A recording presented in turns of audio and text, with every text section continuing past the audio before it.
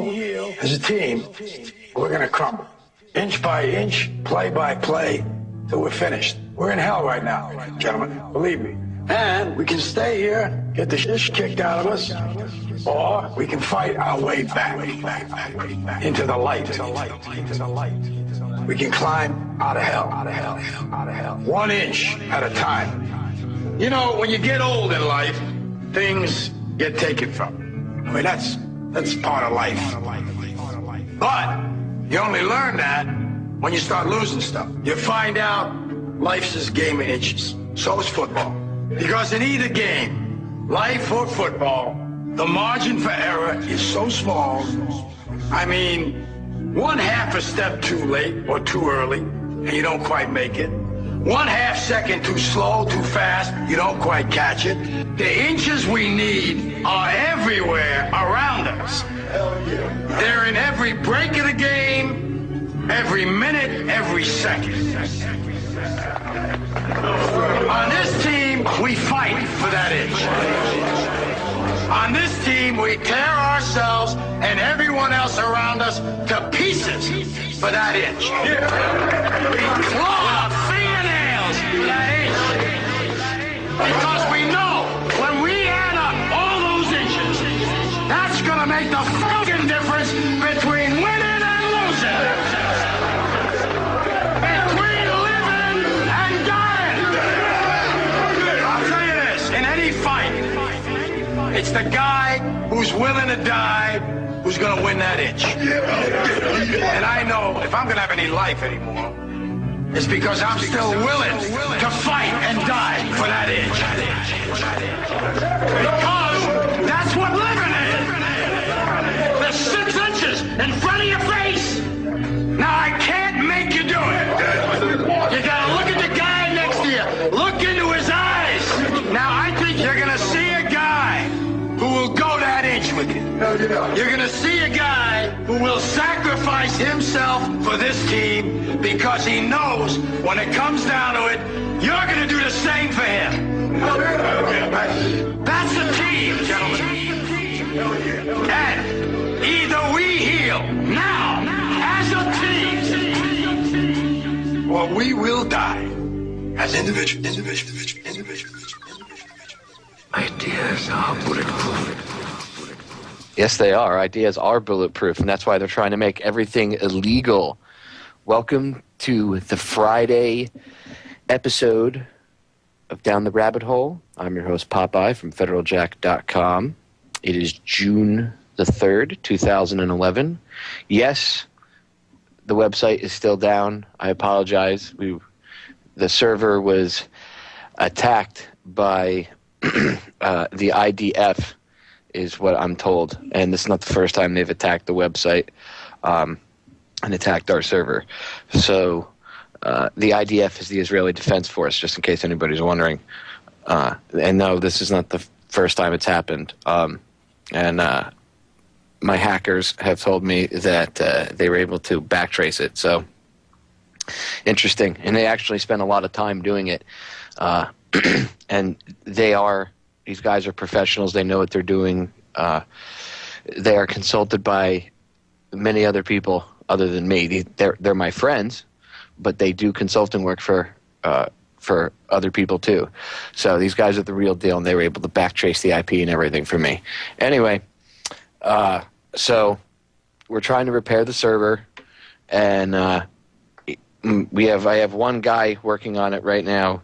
He refuses to allow anybody else access. He wants to make sure that everything is, under lock and key before anything else gets taken out, before we go back up. So I've asked him to spend the extra time, securing everything and making sure that it can't happen again. So it might take an extra day to bring the site up, but I'd rather have it more secure than throwing it back up and getting it knocked back offline within a few hours. So I apologize for the inconvenience. It will be back up. Without wasting any more time, I want to get into today's topic because, again, during the week I've only got an hour to talk to you guys. On Sundays, I'm here from 5 to 7, but today I'm only here for an hour. So I want to get into the meat and potatoes of tonight's topic, which is Lyme disease. And tonight, I'm joined by two researchers, actually three researchers. Bob Tuscan will be coming on in a little while.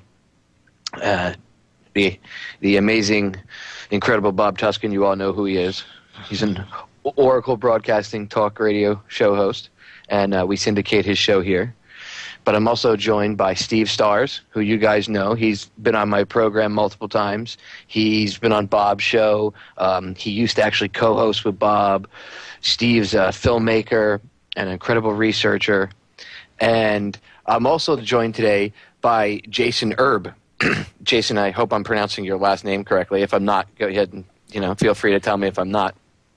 But I'm joined by these two gentlemen who have extensively researched the subject of Lyme disease and where it came from and what it actually is. And I've researched it myself, and I know it goes back to Plum Island, which is run by the Department of Homeland Security. It was started by a Nazi scientist named Erich Traub, whose specialty was bioweapons in injecting these bioweapons into ticks. So without blabbering on for the next 15 to 20 minutes, I'll let my guests share their knowledge, and they'll enlighten you because... Oops. Oh, Popeye, I hope we're coming through okay. I don't know if I lost you or... Let's see. Yeah, he dropped... Steve? Yeah. Popeye dropped off for a second. Okay, good. Well, hey, Bob, how you doing? I think Jason's joining with us, too. I should probably just say one thing, and that is that I'm not an expert on Lyme disease. I'm just learning about it right now because I'm being forced to look at it due to the fact that I feel like people around me may be affected by this. Jason and I, and of course, you follow this with too, Bob. We've been looking at HIV for a long period of time, and HIV/AIDS, and we've really gotten to the bottom of that. This is the plague that didn't exist. It seems to me like Lyme disease may be the plague that's being ignored that does exist. It's much bigger than HIV/AIDS. It's probably 10 times the size. It's growing. It's supposed to be the fastest growing infectious disease in the U.S. right now. It is said to be caused by deer ticks. I live out here in Colorado, and we don't have a whole lot of Lyme disease compared to some other places, which I guess would have more deer ticks, but we've got a lot of ticks out here, and our numbers are not coming up that big. So I'm wondering, to be honest with you, if this isn't the only means and mode by which it's transmitted, and what could be happening. It's possible, I think, Popeye, that there may be other means and modes of transmission. We'll talk a little bit about that if we get on to the show and everything like that, but I don't want to dominate the whole amount of time. I can just say this, that I'm looking at some of the tests for Lyme disease, and Jason, Bob, Popeye, we have the same problems that we've had before with HIV/AIDS. They have an ELISA test, a Western blot, a PCR, all kinds of things happening here. And so anyhow, I'm not quite sure if I'm coming through clearly right now. I'll back off. Yeah, I can hear you loud and clear, Steve. Everything's perfect. I had a little technical problem with my Skype, but I'm all good to go. Go ahead. Okay. Was that it? Well, hopefully that's a pretty good introduction. But they do have a number of tests, and I've been looking at some things. One of the problems that we're having with this, Popeye, is that people can be infected with this spirochete, which is they're very similar to a syphilis bacteria, where it has kind of a corkscrew mechanism where the flagella basically can burrow through tissues and things like that. It's very similar and may in fact be something that was integrated into a syphilis germ. We've seen that. It's called Borrelia burgdorferi, and it's been around for a while, but the reality is, if it has been spliced, if it has been manipulated by Erich Traub on Plum Island, and oddly enough, this is where the Lyme disease gets its name from, Lyme, Connecticut, which is just off the coast, 10 miles from Plum Island, and this is where this huge outbreak was. There may in fact be some reasons why this thing is all of a sudden appearing right now. Again, I don't want to put us on a witch hunt, with these deals, because we had this happen with HIV/AIDS. Where was it created? Was it created in a laboratory by some mad scientist, or was it created in a boardroom by somebody who wanted to fund a new viral cancer research, program that had gone dead before? Well, it was the latter in this case. But anyhow, I'll just back off a little bit, let you guys ask some questions. The key thing about all of this, though, is it is spreading, and it can go for many years misdiagnosed, and it can result in very serious illnesses and even death. Things like ALS, Alzheimer's disease, MS, a number of other problems that can relate to what it might be. Hold that thought, Steve. We're going into break. It's amazing to ponder the thought that actually doesn't really amaze me. I'm not surprised, but I'm sure it surprises most of our listeners to find out the government, is using bioweapons on its own people for testing. We'll be right back. Stay tuned. You don't want to miss the rest of this interview. You probably won't be able to sleep at night either tonight, but that's okay. 9/11 was an inside job. They lie, they scam, they cheat and steal. They plot, they fun, they act, it's real. They watch, they hunt, they punish and kill. Hell, we ain't gonna take it. Oh, we're not gonna take it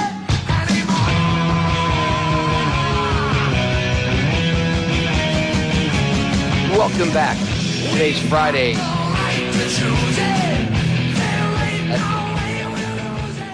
This is Down the Rabbit Hole. I'm your host, Popeye, from FederalJack.com. Today I'm joined by Steve Stars. Steve, say hello. Hey, hello. Glad to be back with you, Popeye. Jason, say hello. Jason Erbe. Hey, how's it going, everyone? These two are very, very, very, very, very, very, very intelligent men, and I have had numerous off-air conversations with them about tonight's topic, and I can tell you guys, the other night, I couldn't sleep after talking to you, Steve, about this. So, I mean, it was just creepy to know.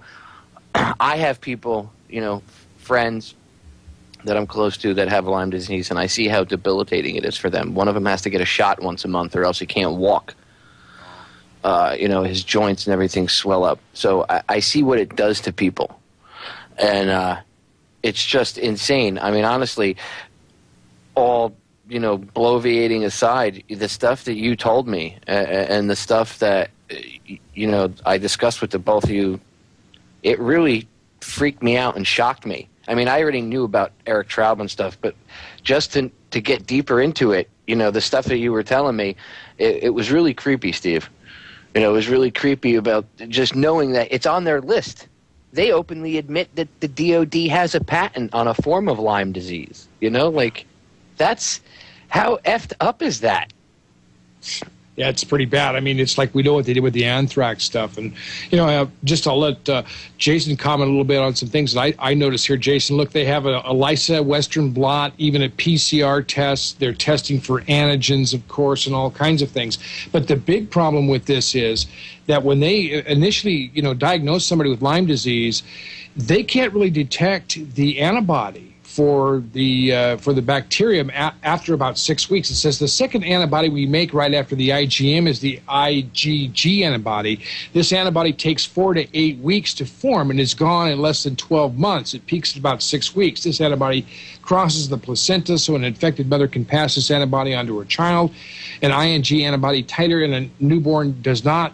I mean, they have an active infection, but it also says because of the difference of these two antibodies, two separate tests are available for their test to determine whether you have this. This is just an antibody test. Same thing that we saw with Jason, same thing what we saw with HIV with the ELISA test. Same kinds of figures and numbers due to, we call them false positives, but their selectivity and specificity is actually the technical terms that they're used here.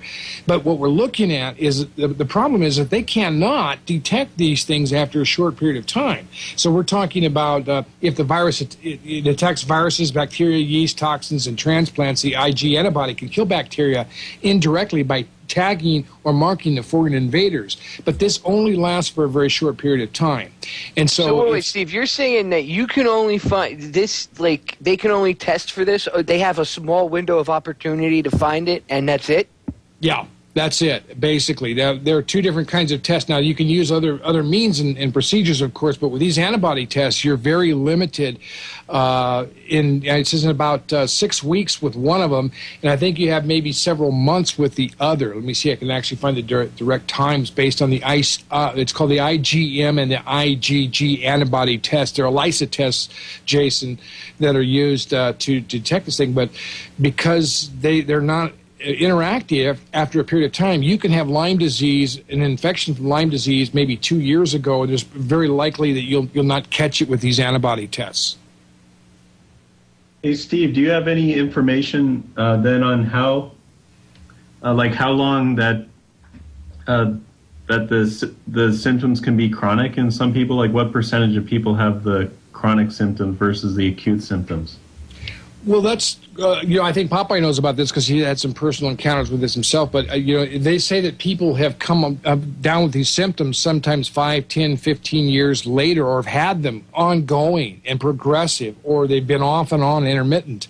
And so that's part of the problem. And then when they go back and talk about this sickness, they're misdiagnosed 5, 6, 7, 8, 9, 10 times. People have spent hundreds of $1,000s. Yeah, they didn't know. My one friend, it took them forever to figure out what it was, and then once they figured it out, he had to go. I forget exactly what it is. I know there's a steroid involved inside the shop, but there's something, because they could mix all that up into one syringe and inject you with it. So I don't know what else I'm sure there was probably a patented drug that you just had to, the drug company just mysteriously made, Yeah. And yeah. I laugh just because if I don't laugh, it makes you want to cry to know that all these people that are sick and dying, this is being done on purpose.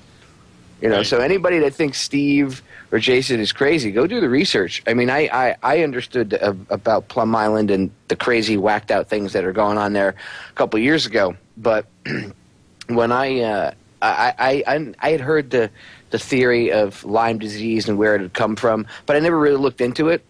And then planning for the show and talking to you, Steve, I was like, oh my God. And then I went and researched the things that you told me, and you were 110% dead on accurate. So yeah, it's probably much bigger than we think. There's a great film out called Under Our Skin. If you haven't seen that, you can watch it actually on the internet, or you can get it, rent it from Netflix or people like that. It's available even, via the internet delivery. It's a good film. And, of course, Jason and I will tell you, Popeye, that we've seen scare tactics and things that have been thrust upon the American public. HIV/AIDS was a classic example of something that wasn't a disease, that was created in the mindset of people, just like, the H1N1 flu scare, very similar. But this is one of those deals like drug-resistant tuberculosis, or other things that we know that are out there that they're not talking about, or not dealing with, and not exploring. And so the real problem with this isn't what we do know. It's that why in hell don't we know what's going on? That's the real problem with the whole thing. And why aren't we looking at this much more closely? To quote Donald Rumsfeld, he called those unknown unknowns.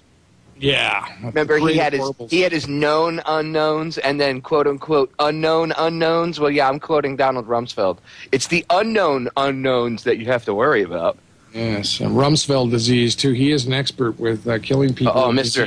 Aspartame himself. Don't even get me started on him. People, listeners, go look up a company called Searle. Searle. It is now owned by Monsanto. Go look up who the president of the company was at the time that they released aspartame to the general public, even though their scientists knew it caused cancer in lab rats. Yep. Good old Donnie Rumsfeld. But hey, he's an okay guy. I had someone very close to me, Steve, actually argue with me about this, because I explained to them, and they realized that aspartame was bad and everything, but at the same token, they turned around and said, but Rumsfeld, he's a hands-on kind of guy. He's a no-nonsense guy. Look how he handled things after 9/11. And I'm like, do you hear yourself? Do you hear yourself talking in circles? Do you hear your circular logic, your doublespeak that's coming out of your mouth? You know this guy is evil and willing to poison people and as a mass murderer, and here you are still praising him because you're trying to justify that there's some good in him. Why do that? You're projecting what you wish on these people, and that's one of the biggest problems. People don't want to believe researchers like you guys or myself. They want to say, oh, he's a crazy radio host. He's a whack job, and these guys are conspiracy theorist nutbags that he hangs out with. No, that's not how it is. We're thinking outside the box. We're not afraid to think and say, hey, look, this could happen. That this is a reality. When you get attacked for stuff, especially when they're attacking you for things that if you go and check it on record yourself, you could easily see all this is there in their own documents. So it's when you're getting attacked, you got to. I know it's an old cliche, but you get the most flack when you're over target. So That's right. all right, Steve, Jason, hang in there.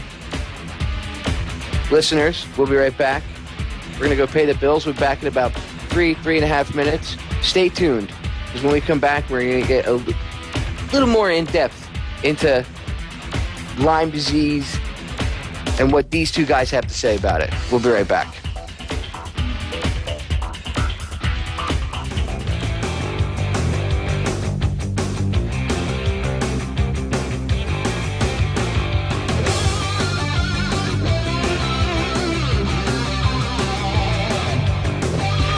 Welcome back.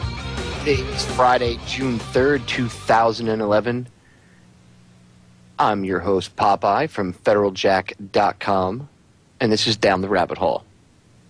Today I'm talking about Lyme disease with Steve Stars and Jason Erbe. So, Steve, during the break, I was asking you guys about the whole testing process and the testing for Lyme disease and everything, and you guys were actually enlightened me to something again that I had overlooked, was the fact that you guys were pretty much surmising that the testing process is BS and that it's kind of similar to the testing process for HIV. Could you go into detail for the listeners? Well, in theory, what you're supposed to be able to test for is an antibody created by your body. Your body will create an antibody, and they use what they call an ELISA test, which is an enzyme-linked assay, is what it really is. That it detects these enzymes and the antibodies. The problem that they have here with this is that the first test, as we mentioned before, the IgM, is it takes about 4 weeks for your antibody level to come up to detect the Lyme, that you're infected with the Lyme disease, this what they call the Borrelia burgdorferi, bacteria, and this it's called a spirochete. It's like a corkscrew type in bacteria. And the nice thing about the Lyme, as opposed to HIV, is we can actually see it, Jason. It'll show up. You can see it.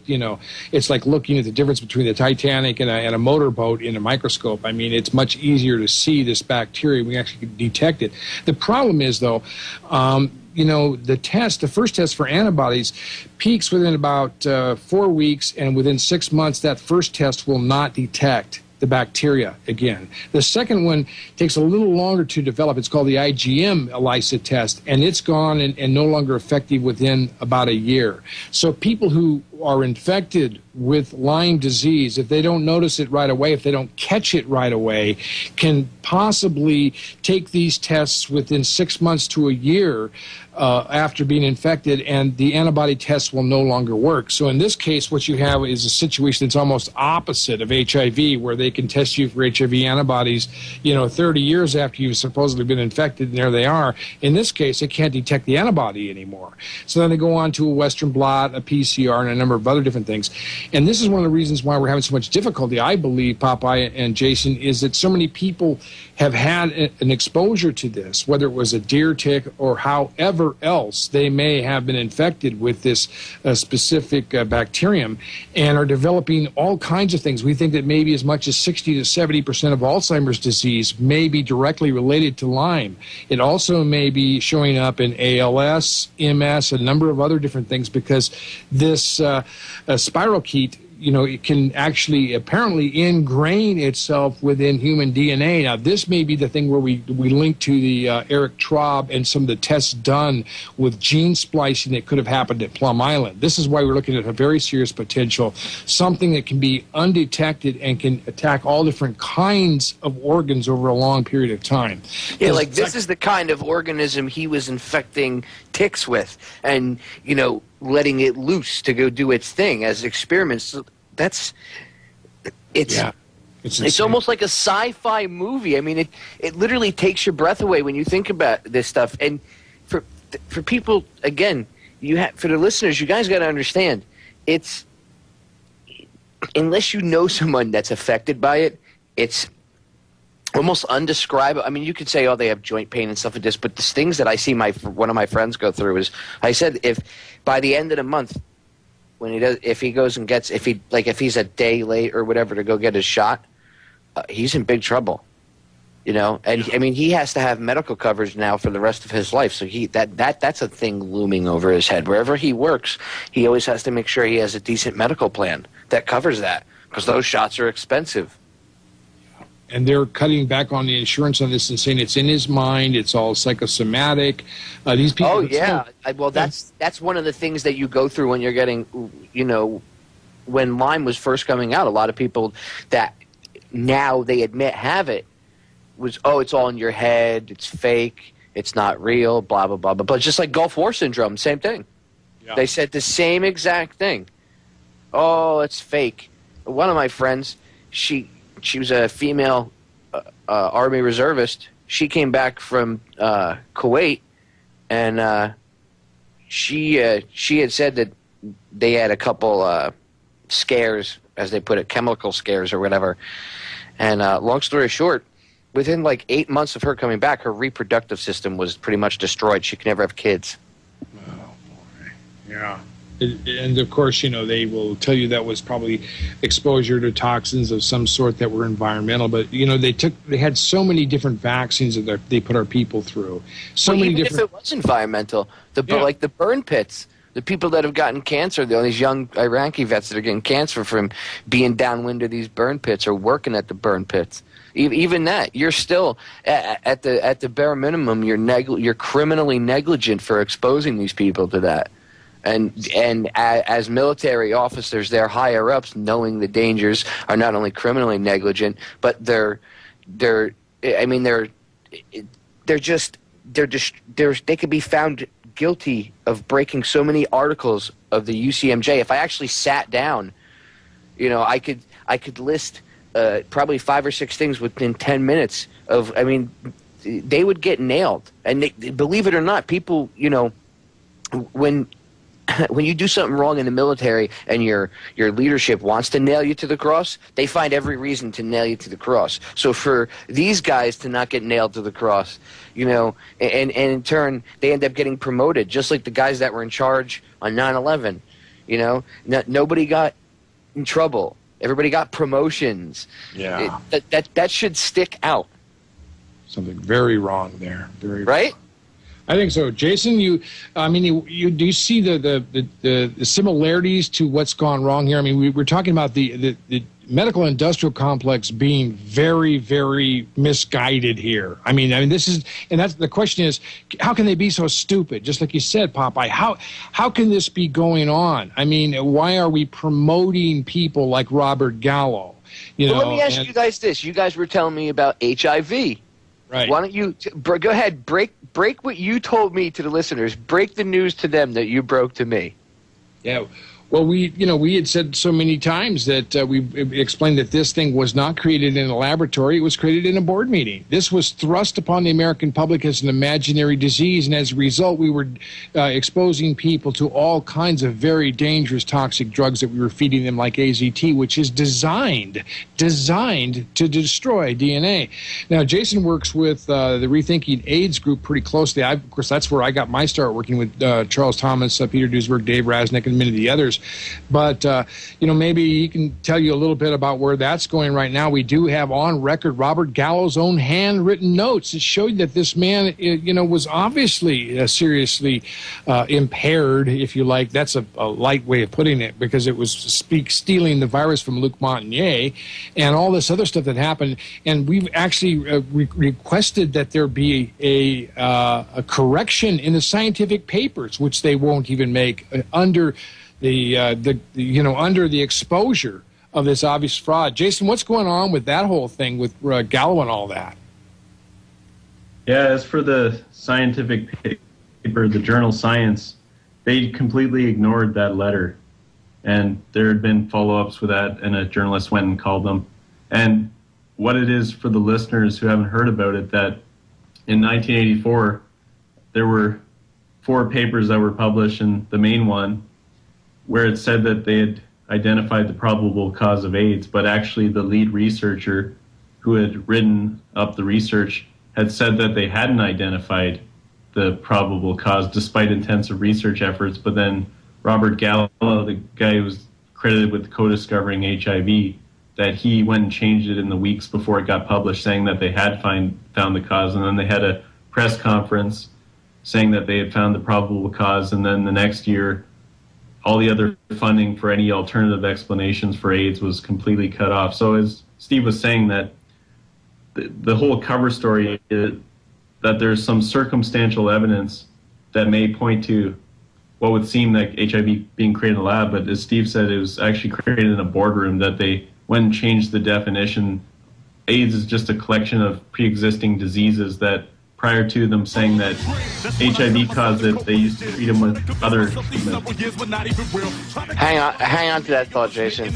We'll pick up right where we left off when we come back on the other side of this break. Stay tuned. You're listening to Down the Rabbit Hole. I'm your host, Popeye, from FederalJack.com. We'll be right back after we go pay some bills. The reasons for the cover-up, the reasons for the censorship. Now I realize that Uncle Sam was not befriending me. He was only using me to be friends with the enemy. A presidential terrorist. Ain't that a contradiction? I guess it goes to show the truth is stranger than fiction. But they don't even show the truth when soldiers are missing. I'm on probation. I run out of patience. Sick of seeing troops sent to die for your lives. Spending dollars in debt. We holler in protest till we have your arrest. Welcome back to the final segment. Today is Friday, June 3rd, 2011. My name is Popeye. I'm your host. This is Down the Rabbit Hole.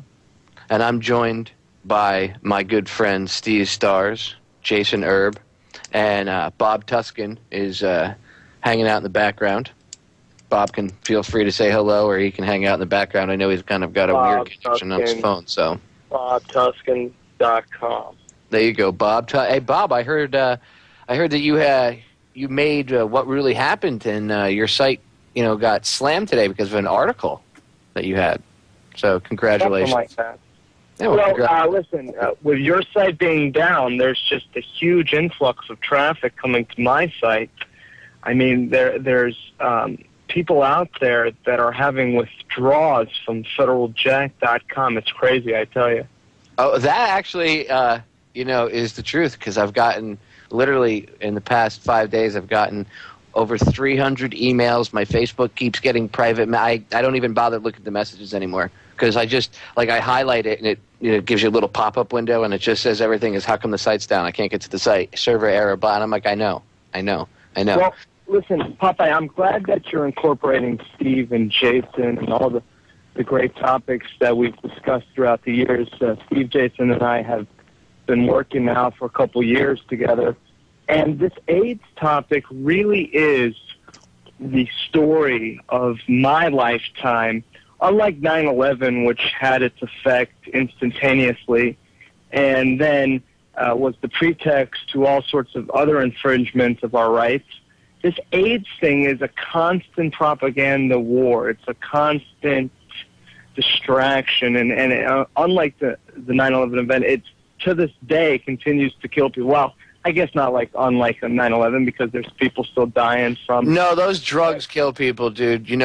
My wife and I were body piercers, and I ran a tattoo shop for a couple years.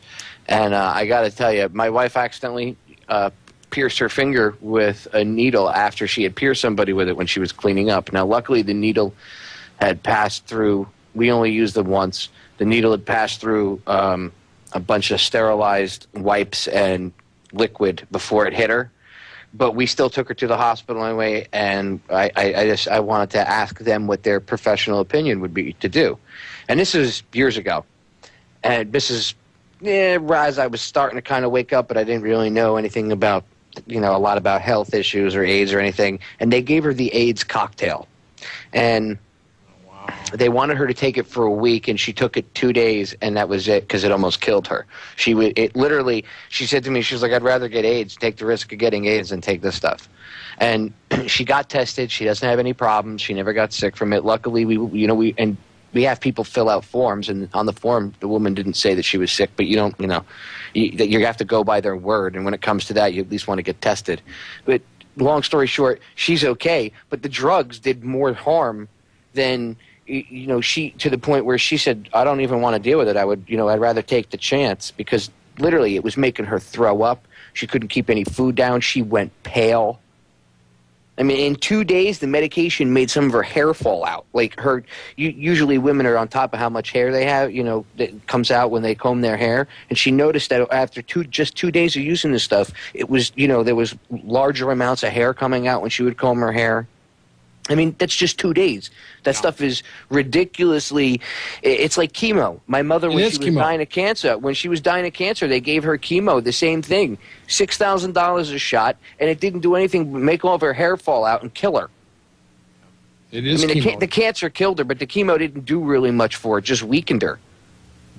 It's a joke, and they know that they can cure this stuff. Like, look at the Italian guy. I think I'm sure you guys will know who I'm talking about. He's an Italian doctor, and he's shown the videos where people had sinus cancer, and they went up in the sinus cavity, and he does a treatment where he uses regular baking soda, because it's a natural antifungal, and there's proof and evidence to show that cancer is a fungus.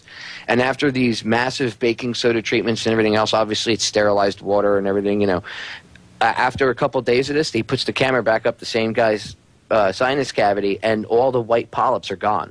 Wow. Like the first time there was tons of polyps, second time, and the FDA refuses to allow the research to get done here in the States. And, of course, other government agencies block it and everything else. Any agency they can throw at people to block them, they try to block it. And I can tell you from my own personal experience watching my mother die, they would rather have made money off of her as much as they can than help her. Because they're all about eugenics, but they're all about making money off of you as you're going into the ground. So not only do they kill you, but they ride you for everything you're worth. I mean, some of her doctors I don't want to digress, get too much off on a tangent, but I had to argue with some of her doctors just to get her adequate care. And the way I got across to them was I told them, look, when she dies, I'm paying the bills. So do you really want to argue with me? Because I'll pay you $5 a month for the rest of your life, and I can get away with it. And when you talk to these people where they understand in their pocketbook, that's when they pay attention to you, Steve. And it's the same thing with these major drug companies. They're not going to pay attention until their bottom line is affected. Yeah, it's a real scam. It really is, and especially the situation here where, if we were diagnosing Lyme disease properly and treating it very successfully the way we could at a very early stage, it wouldn't be that hard to stop. But we're talking about the progression of this thing, and now we are looking back, and we're trying to put it together. Jason, this is one of those things, that we have to look back at now and try to piece together. This is almost opposite of HIV, where it's been ignored, and we are seeing multi-symptoms. We are seeing various things. The movie, like I said, Under Our Skin is very good if you get a chance to watch that. It shows you how different people, some were on death's door. There were people who were passing out, and doctors were treating them with very aggressive antibiotics, which I don't like. Of course, we all don't like that. But it saved their lives, and these people were in court talking to the medical boards who were trying to yank the licenses of these doctors, and these people were healthy in court with their doctor saying, look, he saved my life with this stuff. You've got to expand what we're actually learning. And just like you said about the Italian cancer cure, I don't want to get too political, but I think it goes back to Anthony Fauci, obviously a Jesuit-trained director of the National Institutes of Allergy and Infectious Disease. He and Robert Gallo, also a member of the Sword of Loyola. I mean, you're talking about the cup of Borgia for millions of people here. Oh, of Donald course. Rumsfeld. It fits in, like it said, it fits into their, like with cancer and anything else, it fits into their eugenics ideas and their population control ideas. They're going to kill you, but they're going to ride you all the way to the grave, and they're going to rape you for every penny that they can. Yeah. It's a reduction of population. We heard Ted Turner talking about this, but at the same time, it's like you said, they're robbing you while they're poisoning you. Oh yeah, they're raping you. I mean, they're poisoning you, and as they're poisoning you, they're raping you and taking your wallet out of your back pocket at the same time. I mean, it's just, and they smile while they do it and talk to you the whole time and say, I do it because I love you.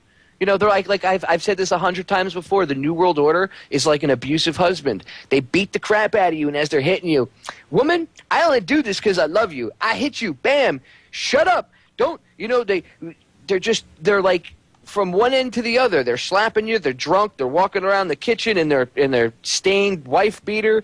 You know, with bad, nasty beer breath. That's the way the New World Order is. And we're the abused wife that we just lay there and take it. Yes, oh, honey, oh, because we're afraid to do anything about it. And I don't mean not the group of us or other people that are awake, but as a whole, this country's citizens lack the balls that we had 200 years ago. I mean, plain and simple, we lack the cojones that we used to have. Because I could tell you what, we wouldn't have even had things get this far 230 years ago. It would have been settled like they settled it with Aaron Burr and Alexander Hamilton. You know what I'm saying? That's how things got. And I'm not justifying violence, but 200 years ago they didn't mince words. You screwed up, duel. Let's go. It's a bad situation. Well, we've been watching this with HIV/AIDS for a long time, and what I'll do is I'll mention my website, and Jason should mention his as well. My site is AIDSfraudvideo.com. Popeye, people want to look at our video. It shows you 10 reasons why HIV is not the cause of AIDS, what the real cause is. Can they purchase your video on DVD, Steve? Yeah, they can. If you go to the site, you can get it there, and I'll send out some extra information. Plus, you can watch it for free. So if you don't have the money, just watch it for free. That's okay. If you want to help us out, you can get a DVD there. Shipping's included. Email the link around. If you can't afford to buy it, at least email the link to Steve's site so others can go and watch it for free as well. That way, you get the visitors, they get to see the information, and then who knows, maybe they'll come back and they'll check out the other stuff that you've investigated. Right on, man. Jason, what about your site? You have a website? Yeah, it's fauxcapitalist.com, FAUX and that's where I cover a lot of economic, financial, and political issues with coverage that you're not going to find on most websites. I expose the Rothschild gold standard, which it's commonly regarded that we need to go back to a gold standard, but actually that's what the Rothschilds favored themselves with the Bank of England. And a lot of political issues as well. I haven't had my website hacked by the IDF yet. I guess with my article that I wrote in Netanyahu's speech and on one of the shills for... Oh, don't worry. You've been on my radio show, so... It might happen now. Now you'll be in their sites. Thanks for coming on, guys. I really appreciate it. I'm going to have you on again soon. Thanks, buddy. Thanks for listening. Down the rabbit hole. I'll be back Sunday.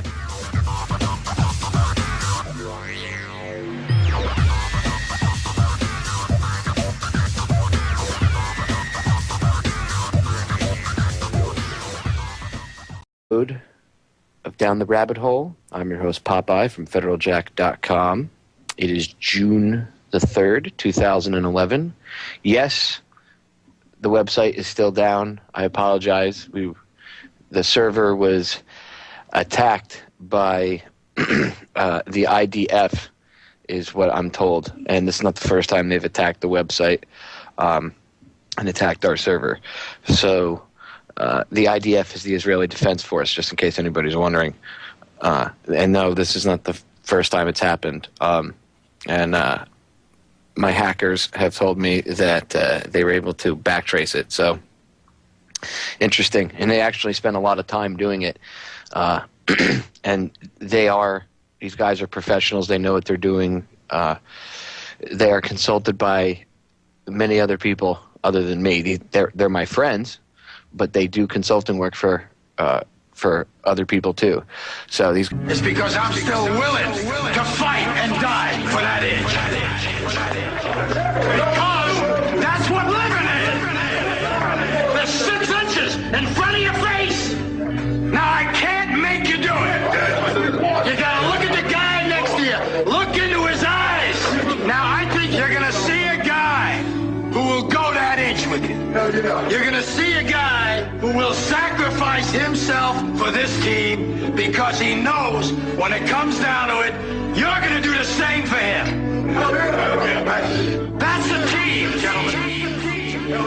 And either we heal now as a team, or we will die as individuals.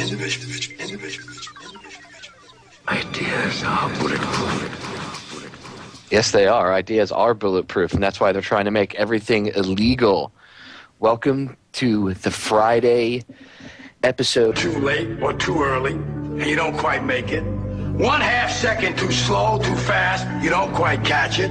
The inches we need are everywhere around us. They're in every break of the game, every minute, every second. On this team, we fight for that inch. On this team, we tear ourselves and everyone else around us to pieces for that inch. We claw our fingernails for that inch. Because we know when we add up all those inches, that's going to make the fucking difference between winning and losing. Between living and dying. I'll tell you this, in any fight, it's the guy who's willing to die who's going to win that inch. And I know if I'm going to have any life anymore. Guys are the real deal, and they were able to backtrace the IP and everything for me. Anyway, so we're trying to repair the server, and I have one guy working on it right now. He refuses to allow anybody else access. He wants to make sure that everything is under lock and key before anything else gets taken out, before we go back up. So I've asked him to spend the extra time, securing everything and making sure that it can't happen again. So it might take an extra day to bring the site up, but I'd rather have it more secure than throwing it back up and getting it knocked back offline within a few hours. So I apologize for the inconvenience. It will be back up.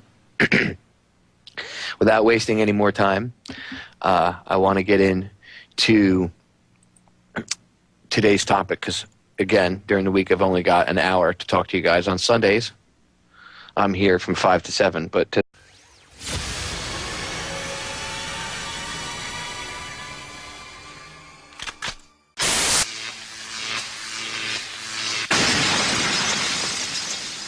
Either we heal as a team, or we're going to crumble. Inch by inch, play by play, till we're finished. We're in hell right now, gentlemen, believe me. And we can stay here, get the shit kicked out of us, or we can fight our way back into the light. We can climb out of hell. 1 inch at a time. When you get old in life, things get taken from you. I mean, that's part of life. But you only learn that when you start losing stuff. You find out life's this game of inches. So is football. Because in either game, life or football, the margin for error is so small. I mean, 1/2 a step